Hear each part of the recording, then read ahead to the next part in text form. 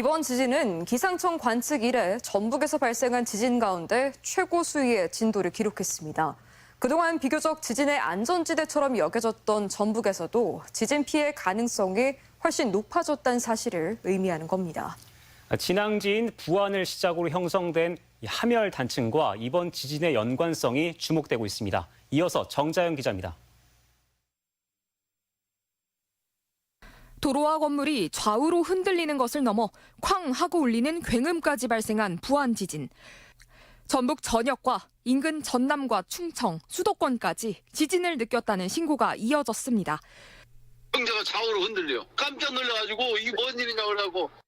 규모 4.8 수준의 지진이 전북에서 발생한 것은 계기 관측이 시작된 1978년 이후 처음. 지난 2015년 익산에서 규모 3.9의 지진이 최고 기록이었지만 이번에 새롭게 갱신했습니다. 전국적으로도 역대 16위 순위를 기록했는데 그간 동해안 지역에서 집중적으로 발생해 왔던 것과 비교했을 때 다소 이례적인 일입니다. 기상청은 이번 부안 지진을 주양이동 단층 운동으로 인해 발생했다고 분석했습니다. 즉, 단층이 동쪽에서 서쪽으로 수평으로 이동하다가 나타난 지진이라는 말입니다. 보통 지진은 단층이 어긋나거나 끊어지는 것으로 이번 부안 지진은 단층이 수평으로 이동한 것으로 분석되며 이번 지진의 정확한 발생 위치는 부안군 남남서쪽 4km, 이제껏 규모 4.0 이상의 지진이 발생하지 않았던 지역입니다.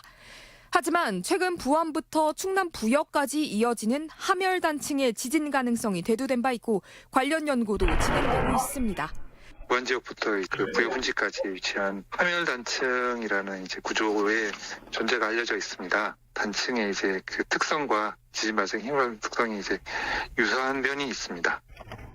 현재까지 한반도에서 발생한 가장 강한 지진은 지난 2016년 진도 5.8의 경주 지진.